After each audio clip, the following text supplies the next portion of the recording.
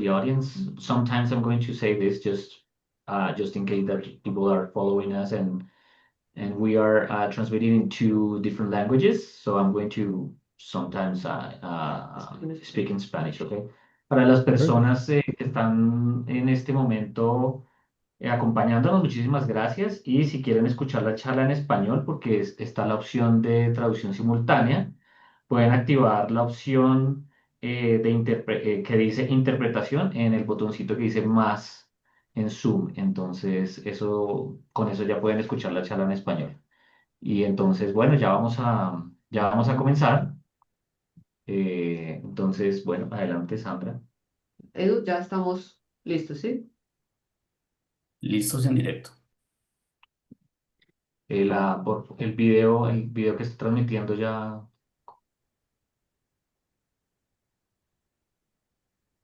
o sea, la So, pantalla sales tú.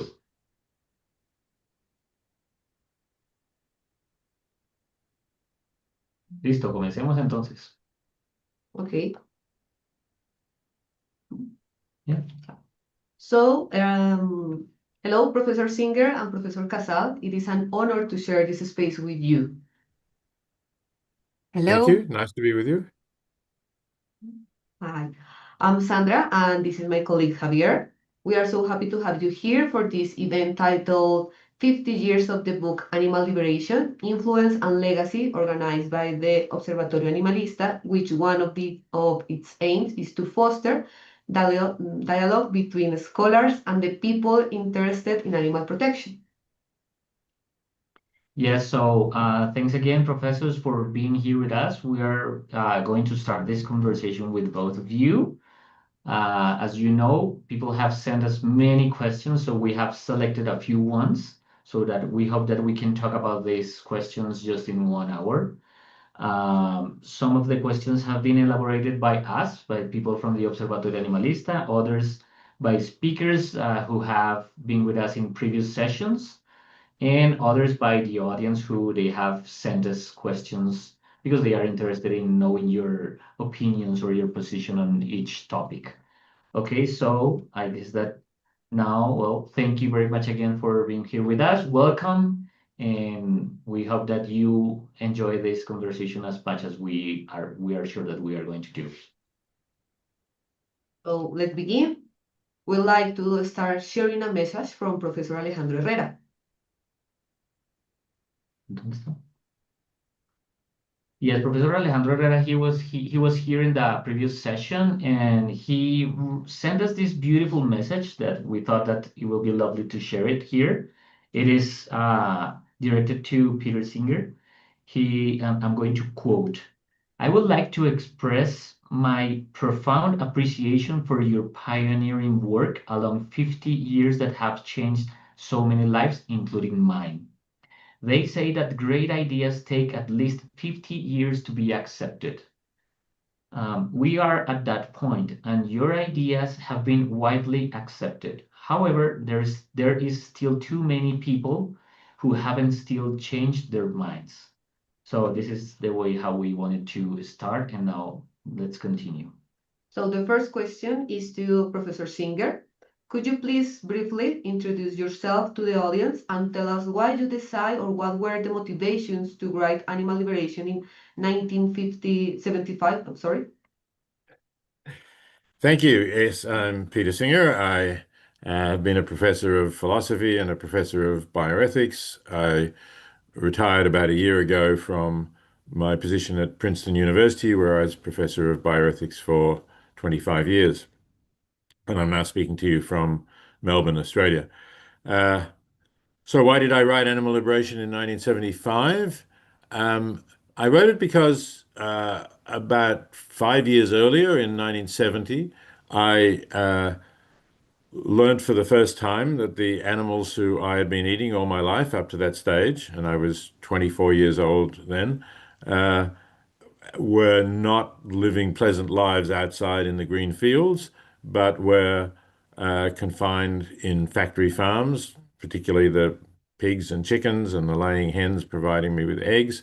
And I learnt more about the conditions of those factory farms, and I was shocked, I have to say, by the fact that the animals were clearly just being treated as commodities, as if they were machines for converting low-priced grains and soy into higher-priced flesh or eggs, with no real thought for their welfare at all. And so that got me thinking about an issue that, although I was studying philosophy, I was a graduate student in philosophy at Oxford University at this point, I'd never really taken seriously as an ethical issue, and that is the question of, well, what is the moral status of animals? Why are we entitled to be eating them at all and to be using them as things rather than treating them as sentient beings with lives of their own to live? So I started thinking about that. I started reading about it. And in 1973, I reviewed a book that was edited by some friends of mine in Oxford called Animals, Men and Morals, which was a collection of essays about the issues of how we should treat animals. I reviewed that for the New York Review of Books and got a lot of supportive letters from it, including a suggestion from a publisher that maybe there is a book in this. And so that's really what started me writing Animal Liberation, as I realized there was no book, although my friends had co-edited this book, there was no book presenting a coherent account of how we ought to be thinking about animals and their moral status, and at the same time that described the ways in which we fail to treat them as we should treat them, in particular factory farming and the use of animals in laboratories, which are the two things that I focused on most in terms of the factual chapters of Animal Liberation. Okay, thank you, Professor Singer. This is something wonderful. Indeed, your book has impacted so many lives. In the past sessions, we have talked with some of the people that came to share these ideas with us, and they remember the first time that they read the book, and some of the principal idea was it was something a little bit shocking to see the reality of the animals in the world and how we haven't talked enough about it. So your work has been something pretty important for many people in the world and has made many change about how we treat and how we see animals. So thank you very much for everything you have done for them. Now, the next question is to Professor Casal. Please, as Professor Singer, could you please briefly introduce yourself to the audience and tell us how you came across the book Animal Liberation and how was the process of writing the presentation for the Spanish translation in 1999? Were you contacted by the author, the press, and why did you do it?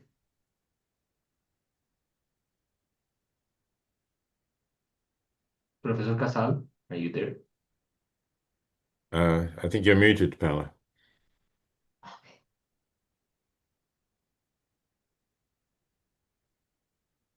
Mm.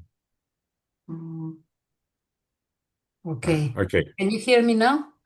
Well, Yeah, Yes. Can you somebody hear me? muted me. It wasn't me. Anyway, my name is Paula Casal. I work at ICREA in Barcelona, where it's now midnight. And I remember the first time I came across Peter's work, and it's very amusing. In the world of the squatters of London, where I had gone to study English because I had decided I wanted to do analytical, not continental philosophy, so I had to learn English to apply for grants. There was something called Spectacular Times, which were these little books this big that were sort of photocopied by young people, punk groups, sort of radical squatters and things like that. We used to give them to friends and we called it a little bit of ideology, pre-packed ideology ready for consumption. And they were wonderful. It was a mixture of drawings, photographs, quotations, sometimes from Greek philosophers next to punk bands, or Kurt Vonnegut was very, frequently cited there as well. And that's how I first came across some of the quotations from Peter. discussing the idea that, there's all these people starving and so many things that we have to do for humans. What are you doing talking about animals? No? And he was saying, I'm not asking you to not give time to the other causes or even to give more time. And I'm just asking you to refrain, no? Not don't eat that meat, eat the vegetable, no? What at the time was mainly seen as sort of side dishes. And so that is not going to produce any rivalry between the things. It's just a matter of refraining from certain actions. And so I became interested after that and started to dig out. And so I went to buy the book afterwards. Yeah. And then the translation came up. I had no idea that there was another one in Mexico. I was contacted by Trota, the Spanish publisher, and so they told me that if I wanted to do it. And coincidentally, a few months earlier, I had met Peter in London at a conference, and I had decided to start the Great Ape Project, to ask for a special law for the Great Apes, which is, as I told you earlier, what I've been doing all week with Macarena Montes, with Carlos Contreras, with all these people working on the draft to meet the Ministry of Social Rights next week. Thank you. Wonderful. So it's been 25 years since you wrote that presentation, and the book, it's now 50 years old. So the next question is for Professor Singer, but let me do this announcement in Spanish. Si aquellos que nos estén escuchando y quieren escuchar precisamente la charla en español, la opción de traducción simultánea está disponible. Simplemente en la opción de más, en el botoncito de Zoom, ahí sale la opción de interpretación y la activan. Okay, so let's continue. Professor Singer, critics have pointed out that animal liberation does not explicitly call for abolishing animal use. How would you respond to the claim that your position prioritizes welfare over rights? And do you think is the revised edition of Animal Liberation moving closer to an abolitionist view, or maybe it continues promoting harm reduction within existing systems? What can you tell us about this? What is your position? Right. Firstly, thanks for mentioning the revised edition, because I think your opening remarks referred to the fact that the original edition is now 50 years old, and it is, and of course it's very dated in terms of particularly the factual descriptions of factory farming and experiments on animals. So a few years ago, I thought it was important to bring out a new edition, and that came out in English in 2023. It's called Animal Liberation Now. There is a Spanish edition coming out, I think. I'm not sure whether it is already out. I haven't seen a copy of it, but if not, I think it will soon be there.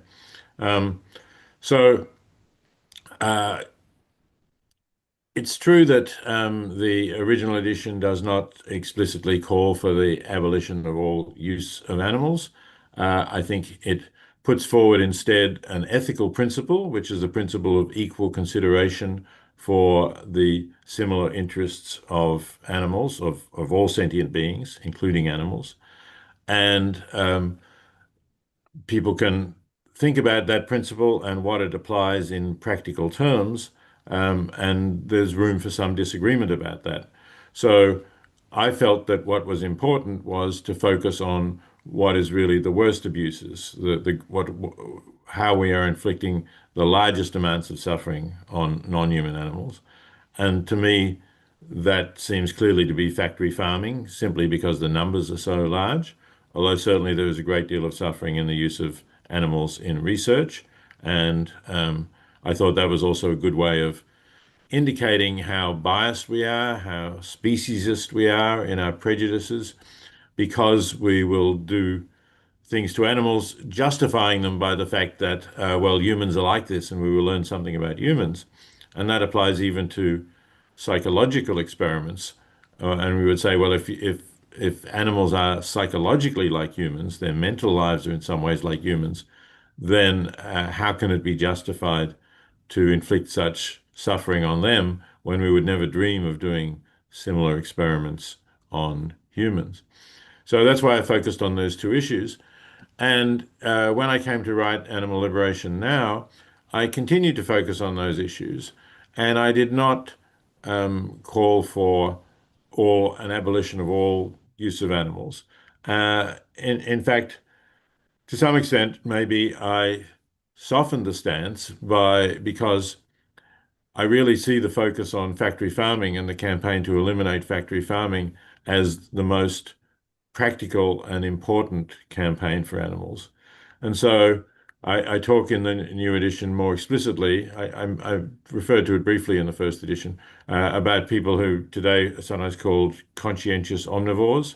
That is, people who do eat meat, but who only eat meat from animals who have good lives, animals who are well looked after, are out in the fields, are in social groups suited to their nature. So no chickens crowded in with thousands of others, but only in small groups. And in a way, I don't want to put these people off joining the struggle against factory farming. I want them to be allies in that struggle against factory farming. And I think that's the most feasible stance to take, right? We would all like a more far-reaching future in which there is no exploitation of animals whatsoever. We don't use animals. We regard them with respect and dignity as other sentient beings.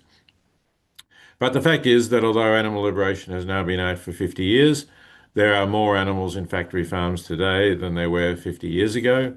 The use of animals for research has also not stopped. In fact, probably, although we don't have good statistics, the numbers are probably larger. They've dropped in some countries, including European countries, but they've greatly increased in China in particular.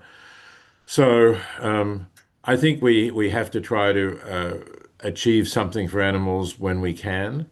I don't think it's right to simply say, well, we want a complete abolition, so we're not going to call for anything but abolition. We're not going to support efforts to get animals more space or better lives. I think that would be really a bad moral mistake because it would leave animals to continue to suffer in extreme conditions when we may be able to at least alleviate that suffering to some extent. And in fact, in Animal Liberation Now, I do refer to the progress that has been made over the 50 years. And that progress has particularly been made in jurisdictions which have passed laws, for example, to allow all hens to stretch their wings, which they can't do in the standard battery cages, to allow pigs and veal calves to turn around, to be kept in more space so that they can move and turn around, which again was not the case when I wrote Animal Liberation. They were commonly kept in stalls where they couldn't turn around. And there have been also some improvements in reducing the suffering of animals in experiments. For example, the entire European Union prohibits testing cosmetics on animals or importing ingredients for cosmetics that have been tested on animals. So there is definitely some progress, and I think we can hope for more. And as I know, Paula Casal will talk about, we have progress for other animals as well as possible, including the great apes. So I think that we need to make progress where we can. I think the idea that we should simply call for the all abolition of animal use and not be involved in trying to reduce the suffering of animals is a mistake. I don't see any evidence that has worked anywhere. That is, there is nowhere that has abolished this exploitation of animals completely. And I, in fact, think that we have to make steps, we have to move towards that goal one step at a time. And to do that, we have to try to draw people's attention to the conditions that animals are kept in and try to improve those conditions. That provides us with a basis for getting more people aware of this, having campaigns which inform people how their animals are treated. And in fact, I think you find that in the same countries that have made these welfare reforms, if you want to call it that, its progress, you will also find typically that there are more vegans in those countries than in the other countries that haven't made that progress. So I don't think it's useful to say that we should only talk about abolition. I think that harms animals and will continue to harm them for probably decades to come. Okay, thank you so much, Professor Singer, for your quite complete and elaborated response. Professor Casal, how would you reply to what Professor Singer has commented? What do you think about his response? Maybe you want to add something. Well, I wouldn't have been so kind to the critics. I think people are crazy to think that Animal Liberation was not a very radical book already.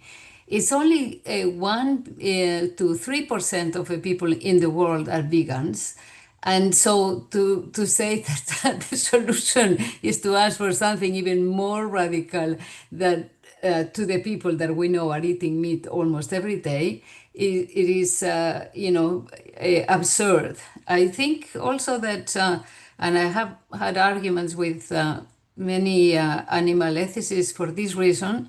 I think if you really care about animals, please don't go around saying crazy things to the people in the name of animal ethics, because it only makes people think that we are a bunch of lunatics, that we don't know what we're talking about, and it eventually harms animals.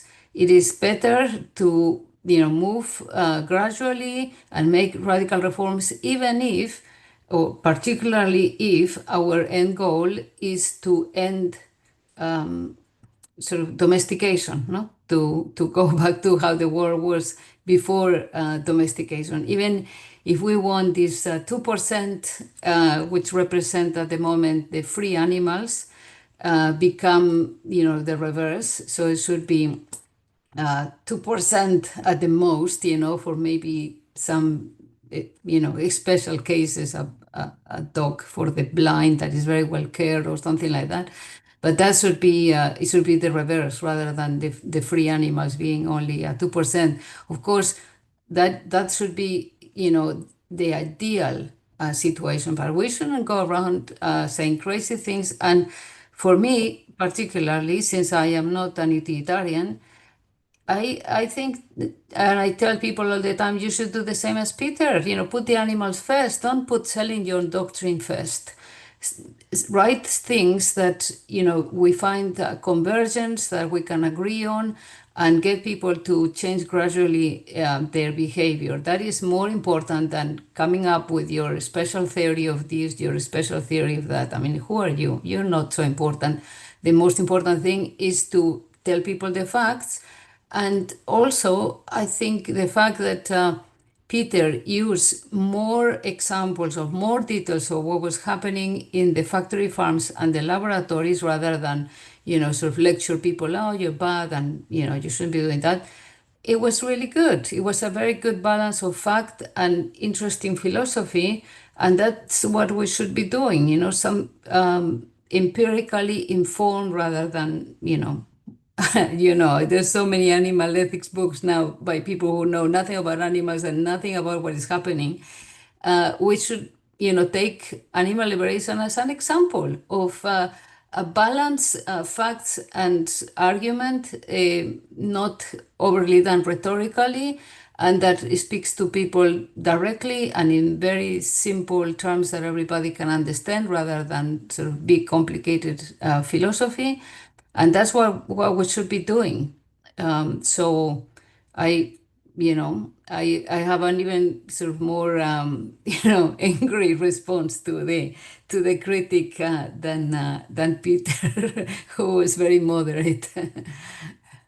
Thank you so Thank much, you. Professor Casal. And in fact, what you are saying and what you both said reminded me of, in the last session that we had different speakers.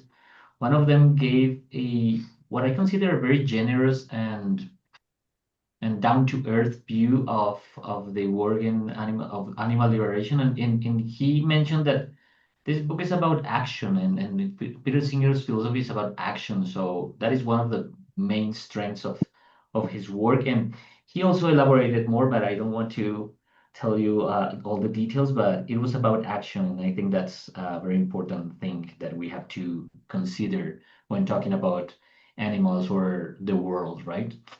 And so I guess now it's Sandra's turn. So, Professor Singer, your idea of sentience as the foundation for moral equality invites us to extend the notion of a community of equals beyond the human species. Does this imply a concept of freedom that is compatible with equality? Well, I think freedom and equality are separate things. Obviously, any conception of right action may, in some circumstances, limit freedom. We don't think that that people should have freedom to torture others, for example. So, in that sense, you have to limit freedoms in some way. And obviously, if we are to treat animals as equals, that limits the freedom of people to, for example, confine them in small cages where they can't turn around because that's a cheaper way of producing meat. And it also limits the freedom of the consumers to have that cheaper meat available, which is only available at a cost of extreme animal suffering. So,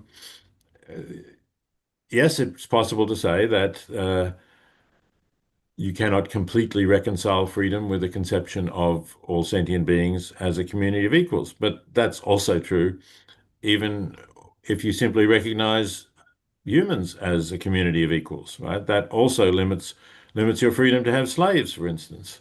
And we think it's right that the freedom to have slaves should be limited for the sake of the slaves, of course, though the people who would be enslaved if slavery were permitted. So similarly, I think it's right to limit the freedom of people with regard to animals because animals are sentient beings. And for the sake of those sentient beings, we justifiably limit the freedom of other humans to treat them in ways that would inflict suffering on them that is, for various reasons, not defensible. Thank you, Can Professor Singer. Can I Now, say something? yeah, I like Ronald Dworkin's response to this. Freedom and equality are not really incompatible. In fact, freedom is one of the things that we want to distribute equally. That's also Amartya Sen's position. That is what we're going to distribute, freedom equally for everyone. So if you see it like this, you don't really see them as two values that are in conflict. Okay. thank you, Professor Carter. That is an interesting idea because something that Kant usually says it is my freedom ends where the freedom of the other starts. And that's something pretty difficult to put in practice because for that we have to see all the different beings are equally, that subject that deserves the same for that the others, and try to, as I think, try to organize that equally or give it to them is something that we have to achieve in some time, especially because we still don't see them as subjects of justice in the idea to put them or to organize that freedom in those ways. And okay, to continue, now Professor Casal, please. Which aspects of Singer's approach to animal ethics in animal liberation do you find most problematic or in need of revision today, and why?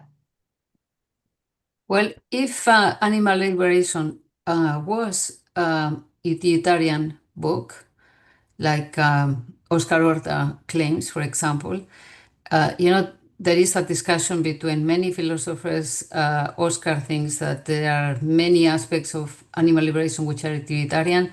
Other people, like Christine Korsgaard, for example, she says, no, look at what he says here, what he says there. In fact, maybe he's not as utilitarian as he thinks he is because these intuitions, if you explain, oh, this is terrible to utilitarian, why don't they shrug their shoulders, no? While other people would react to that, and she says, I react to that, and I think Peter and I share more than he maybe thinks. So if it would have been a utilitarian book, as Oscar claims, I would have had problems, because I don't think that only welfare matters. I believe in rights. I am into distribution rather than aggregation. But as I said before, that is what is so wonderful, is to write a book that is for everybody. That's also what made The Drowning Pond so memorable and so useful. Is this an utilitarian argument that you should rescue a drowning child? Well, if you're a prioritarian, you can also go with the drowning child. If you are egalitarian, of course, even if you are a sufficientarian, believe in a threshold, the child is drowning, you should do it. And animal liberation, I think, for me, leaving aside these comments from Coast Guard and from Oscar Orta about some very specific points, achieves that idea of convergence, which is also what the wonderful philosopher Derek Parfit tried, especially towards the end of his life. We should try to find convergence, how from a Kantian position or a utilitarian position, if we are agreeing on this thing, this is something, and we should, rather than spend so much time, criticizing each other, oh, my view is slightly different from yours, and so on. What we should emphasize is that it's also a difficult intellectual enterprise to find our points of common, and how from very different positions we can come to agree on some things. And I think animal liberation achieves that. So I don't have a problem with the book. As I said, it was a model of what to follow, not only in terms of stop eating animals, but also carry on producing book like this to make the world a better place. Yes, thank you very much, Professor Casal. I'm going to do the announcement in Spanish again, please. Para las personas que están viendo la conferencia en inglés y quieran escucharla en español, el Zoom tiene la opción de activar la interpretación, y le dan en el botón que dice más opciones, ahí lo pueden encontrar. Okay, so let's continue. Yeah, convergence, definitely. And one thing that precisely we have talked and everyone seems to agree on is about how the book was written, and it's your style, Professor Singer, that is very accessible, and I think that's really that is precious, very valuable. And it is not, if this is a book about ethics, about philosophy, it is very accessible. So it's definitely one of the main or the biggest strengths of this book. So the next question is to Professor Singer. And it has to do with capitalism, which maybe we have kind of approach to this topic. So, Professor Singer, what is your opinion of animal liberation efforts that do not challenge the exploitative logic of capitalism? Can we truly achieve animal liberation without addressing the economic systems that commodify animals? What is your position on this? Well, let me say, I certainly hope that we can achieve better lives for animals, and perhaps even equal status for animals, without overthrowing capitalism first. Because if we have to overthrow capitalism first, who knows if we will ever achieve that. And if you think we will one day achieve that, it may be a very long time ago. After all, remember that Karl Marx thought that capitalism would collapse in his own lifetime. There are letters to Engels, I think from 1859, where he thought that capitalism was about to collapse. And it's still around. So it's, that's a very big challenge. We can imagine better systems maybe, but to actually get them to replace the present economic order, I don't see that happening anytime soon. So I think we have to work to try to get a different moral status for animals. And I do think it's possible within the exploitative logic of capitalism, as the question said. After all, we did that with slavery, right? You could have asked the same question about slavery if you were living in, say, Mississippi in 1830. You could have said, well, will we ever get rid of slavery without as long as we have the exploitative logic of capitalism or of plantation owners who own plantations, they're kind of a capitalist, you could say, and were able to afford to buy and sell slaves. But we did manage to change that. So I do think it's possible to do it within the framework of capitalism. And I certainly think that capitalism needs to be reformed in various ways. And one of them is what it does to animals. Another is what it's doing to the climate, of course. But I think in a way, speciesism precedes capitalism. It's not as if pre-capitalist societies were not speciesist too. They were, obviously, in many ways. Feudal society, or you can go back even further, and hunter-gathering societies, some of which still exist, are not wonderful. They're not uniformly wonderful in their attitudes to animals. Some of them are better than others.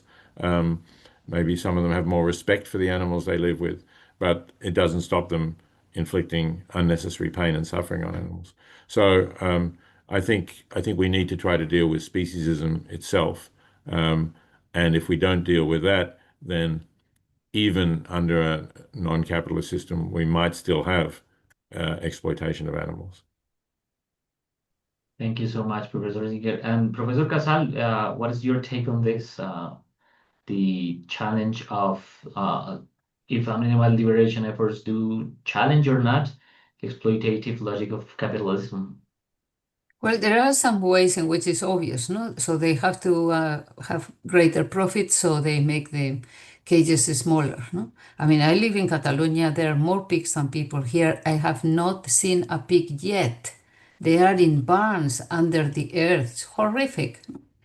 But one thing that I have cited from the new version of Animal Liberation is a list of all the things that capitalism has developed, all the technologies that have liberated animals, because there's so many things that used to be done with animals, and now we don't have to use the animals anymore. In fact, the replacement is better than the animal for us. So there's also aspects of capitalism, such as this, technological development and all the production of wonderful vegan foods that are also generated through this search for profit. So we shouldn't look only at one aspect of the system.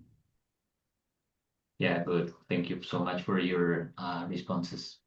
Now, Professor Casal, you wrote in 1999 that this was the first Spanish edition of Animal Liberation. Yet a prior version was published in Mexico in 1985. Do you know about that early translation? And how do you see the evolution of the book's impact in Latin America or the Spanish-speaking countries? I am looking at you and you look so young. You cannot even imagine what the world was like before the internet. We didn't know anything that was happening on the other side of the Atlantic. How would we used to go to libraries to look for books.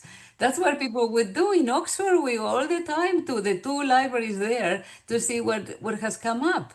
No, so of course I didn't have any idea. In fact, I was very surprised that there was a Chinese edition already that was being cited widely, and we didn't have a Spanish edition. So my first draft, I wrote, there's even a Chinese edition and we don't even have one. We're after the Chinese. And some people say, no, you can't say that. You can't say that. That would be very offensive if you say that.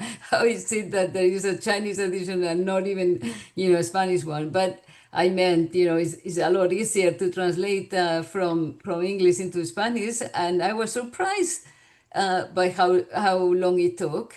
So, but I had no idea, and the publisher never told us. In fact, people were ringing me to ask me, how would you translate this word and how would you translate this thing? Of course, if I'd known that somebody had done the work, then, would have saved me trouble. I mean, there would be differences in some slight differences between Spanish from Spain and from Mexico, but it would be very small compared to thinking about the, good translations of the English words. Yeah. Mhm. Thank you, Yeah, Professor maybe I'll Casal. just mention the Mexican translation was produced by an animal organization, if I remember rightly. I think it was a woman called Peggy Porto who brought it out, who was an animal activist there.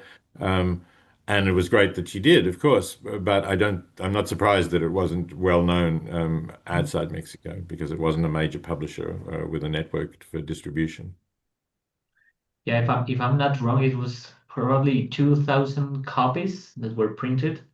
That's what professor told us in the previous session. Oh, right. Yeah. Okay. I think that's probably would be about right.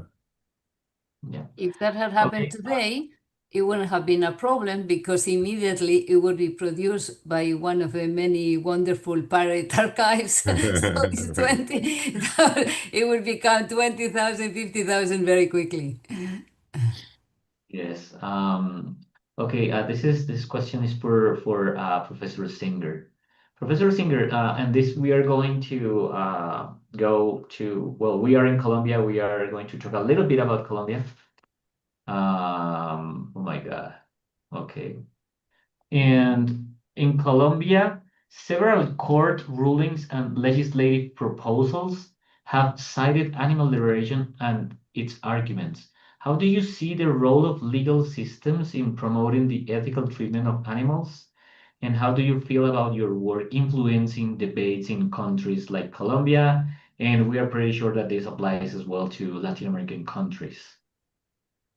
Well, as Paula said, I did write the book because I wanted people to take action and change the situation of animals. So basically, I would say any non-violent method of changing the situation of animals, I think of as a good thing. And obviously, the law is one such way of making a difference. And laws can improve the situation of animals either by legislatures passing laws which change the situation, which has happened in some countries, or by judges making decisions, interpreting either laws or maybe constitutional documents, bills of rights, whatever else it might be, the interpretation of habeas corpus, perhaps. So I welcome this, and I'm pleased if animal liberation has been used in courts in Colombia and elsewhere in Latin America to advance the causes of animals. I'm working with Paula Casal on trying to get a law to protect great apes in Spain, and I know that some of these judicial decisions in Latin America have been relating to great apes and requiring that they be freed from appalling conditions of captivity and sent to sanctuaries. And I welcome that, and if that can change the status of great apes initially, but hopefully perhaps eventually be also more broadly and more widely used to help animals of other species. I see working for great apes as a kind of a bridgehead, a narrowing of the gap between humans and animals, which will eventually flow to other animals. So I welcome all of those developments, and I'm pleased to play a part in doing that for animals. Yeah, and it is here when you talk to people here in the Colombian in the Congress and also higher courts such as the Supreme Court of Colombia, which we call it the Constitutional Court. We know that your book has it's present in the rulings and the decisions and also in some initiatives, and they explicitly say that your book and your work has been an inspiration for this. So we wanted to tell you this because we think it's important, and you are here with us, so why not, right? Thank you. Thank Prof you. I'm very happy to hear it, as I say, and I hope it will spread. Yes, Professor Casal, what do you think about well, did you imagine that a book as this book, especially of course the translation in Spanish and probably the edition that you made a presentation was going to have the impact that it is having? And I just said that precisely this book is an inspiration for promoting change. Well, I have to say, I went to the Constitutional Court as an expert witness on the case of Chucho.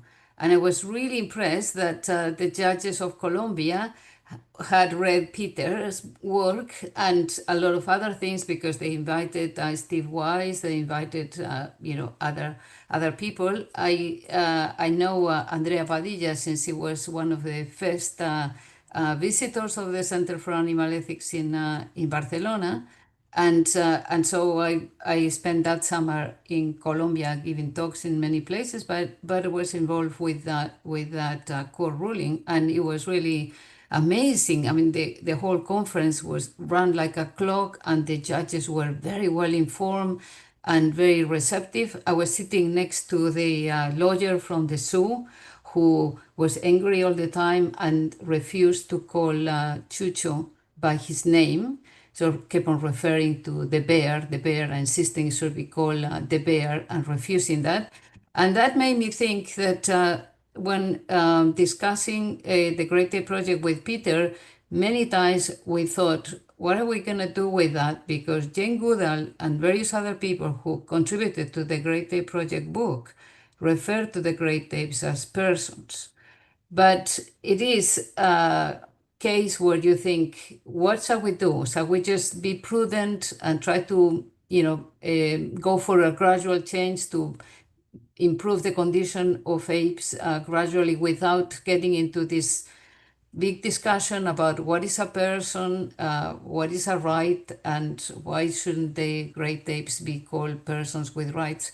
But in effect, what I have seen is that it was a good idea to call them persons. It has captured the moral imagination. It has linked with the ideas of rights. Now, several people are saying the moment you say that the law prohibits you. You've been muted, Paula, somehow.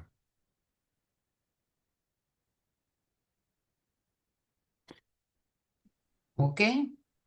Somebody Yeah. is Yeah. muting me. I'm not doing anything. So Sabotage. I don't know. I don't know where you stop listening to me, but I was saying that this was a difficult one to decide. Should we insist that they are persons or not? And now I am glad that I went for it, because having definitions and people discussing what is a person and what is a right and why shouldn't they have rights has been extremely beneficial. I mean, we have been winning more and more cases. Macarena Montes has this paper, which I helped her with when she was working with me. And it is amazing how initially there would be one habeas corpus, another case, and now it's like all the time, and we are winning. I mean, the cases that the Great Ape Project presented in Argentina, now it's sort of winning has become almost as normal as losing. When in the past it was the opposite.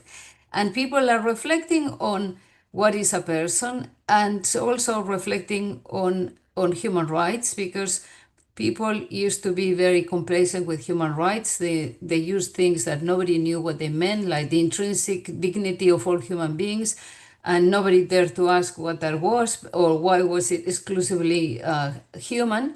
And when you discuss ape rights, it makes people be more reflective and compare them and think about them. And it has also contributed to all this revolution, because it is a legal revolution in Latin America that people in Harvard, in many places, are studying.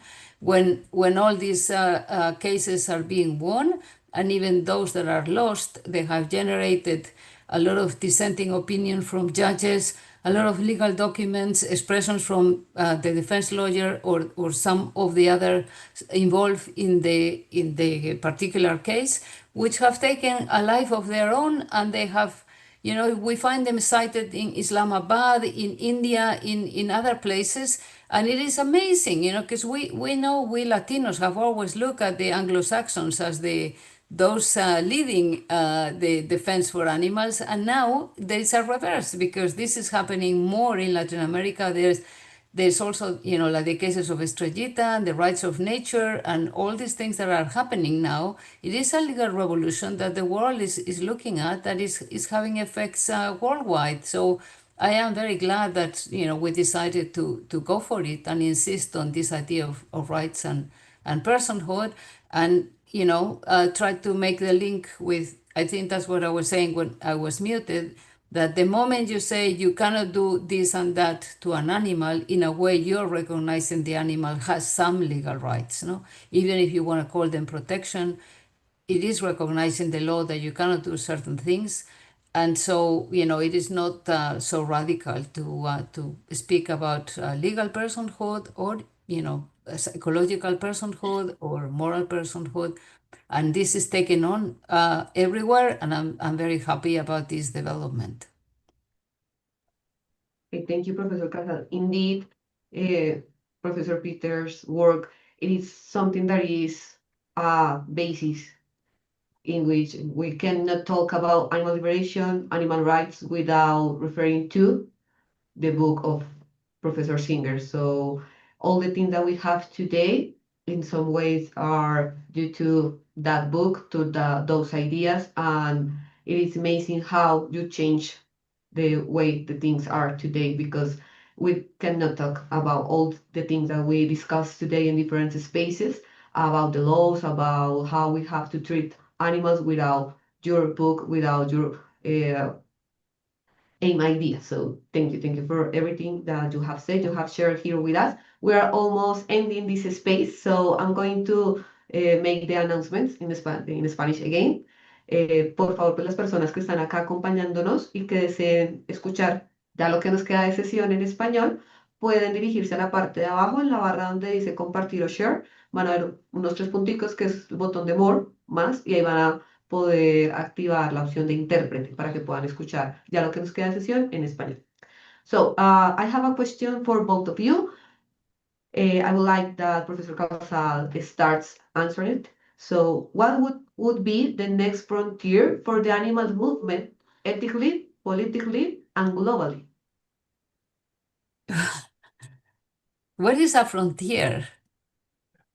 How? I guess that this is like a, what Well, do you, I know how what do it you, means, but what is the next frontier? I mean, like, Sorry. the things that we are working on have not been achieved, no? There are still factory farming and all of this. So we should go for the, in this case, I agree with Peter, we should go for the biggest number and the greatest suffering and carry on. And also, all of this is related because domestic animals are a total disaster for the free animals. So, we cannot separate the things. I myself, I have problems even, with cats and dogs, no? So in my ideal world, these creatures wouldn't be there, bored all day, waiting for the owner to come and give them their 5-minute walk a day, no? But I'm not gonna, be doing that because there are more urgent things that matter. And apart from focusing on different animals, one thing that I for me was very important about animal liberation is that unlike most other books, even very recent books, they lump together all the interest of animals. And one thing that was great about animal liberation is to separate the interest. One thing is your interest in remaining alive. Another thing is your interest in not suffering. And there are lots of other interests that animals have, like freedom. I believe in independence is a good. There's other people like, Donaldson and Kimlicka, for example, they don't want to say that there's something bad about dependence because they don't want to offend disabled people or people who are, I think that's the reason why they are so cautious with that.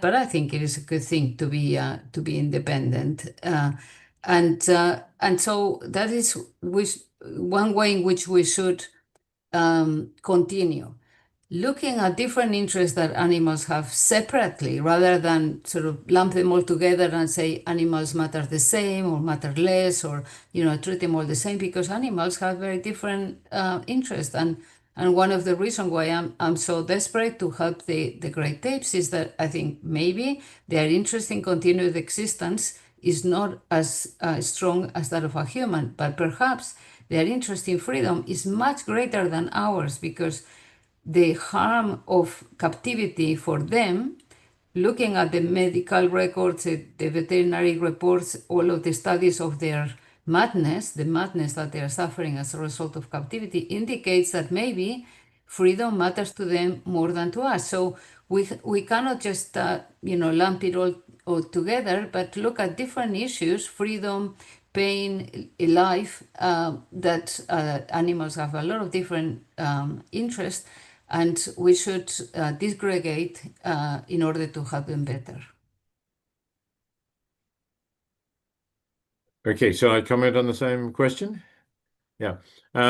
So firstly, I entirely agree with Paula, as I've been saying, that I think factory farming is still a huge issue. And if a fairy gave me a wish and said there is one aspect of our treatment of animals that you could change, I would say, great, abolish factory farming. That would definitely be my first thing, and I think it ought to be the first campaign of people who are concerned about animals. There are many different ways in which we might do that. We might do it through consumers recognizing how bad it is and avoiding it. We might do it through legislation of the kind that has happened, as I said, in some jurisdictions, but not others. We might also do it by developing alternatives that people find equally enjoyable to eat as meat, and which are actually economically competitive or even cheaper, and also healthier. That's been talked about for decades now. It hasn't yet come to market at the right price, but it's still possible that it will, and that could be a big difference. Second thing that I'd like to mention is just recently in the United States, and I hesitate to say anything good about the Trump administration of the United States, but Robert F. Kennedy Jr., as head of health services, and the people he's appointed to the Food and Drug Administration are clearly against animal experimentation. They have made statements that I was making 50 years ago, that doing experiments on animals in order to learn about humans is wasteful, it's often misleading, and of course, it's cruel to animals. And it's good to see people in a position of power in the Food and Drug Administration or the National Institutes of Health actually waking up to these facts about the treatment of animals and research. So I'm hopeful that that is not simply limited to the United States, but is something that is going to spread, and that we will see development of alternatives and much less animal suffering in laboratories. And finally, I want to mention the development of AI, which of course is a major ethical issue in many aspects, but AI is also being used to run factory farms, and it obviously is being used to increase the profitability and the efficiency of those farms, and that may lead to even worse conditions for animals or make the factory farms harder to compete with. We also have AI being used in self-driving vehicles, and that too needs to consider the interests of animals on the road. So I think that those are the frontiers that I would like people to be thinking about and working on. And thank you very much for your time and attention. It's been a pleasure speaking to you and to your audience. No, thank you very much, Professor Singer and Professor Casal, for being here with us. So it's 1 hour, so we are very grateful for sharing with you this. You all have a tremendous experience in animal ethics and in animal discussions that basically are inspiring in some ways for one, so are inspiring in some ways and for others in others. So it is very rewarding to have you here.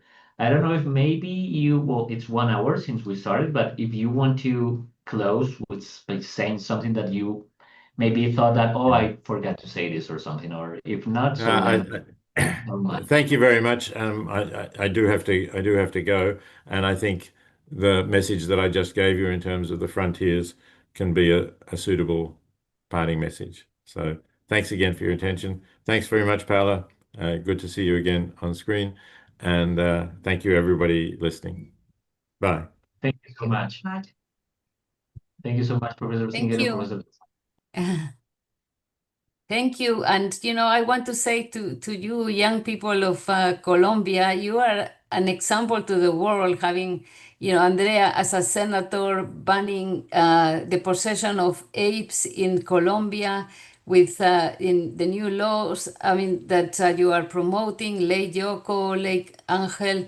It is really, you are an example for the world now and an inspiration for other young people around the world to follow in your steps and try to change their countries as much as Colombia is changing.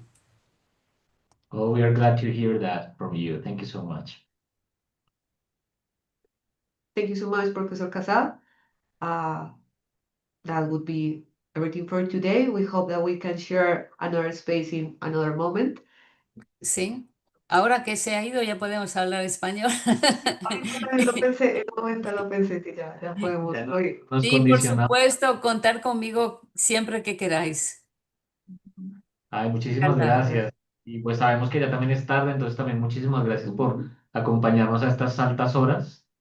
Y bueno, pues, Problema. y muchas gracias. gracias, Muy profesor. bien. Hasta luego. Chao.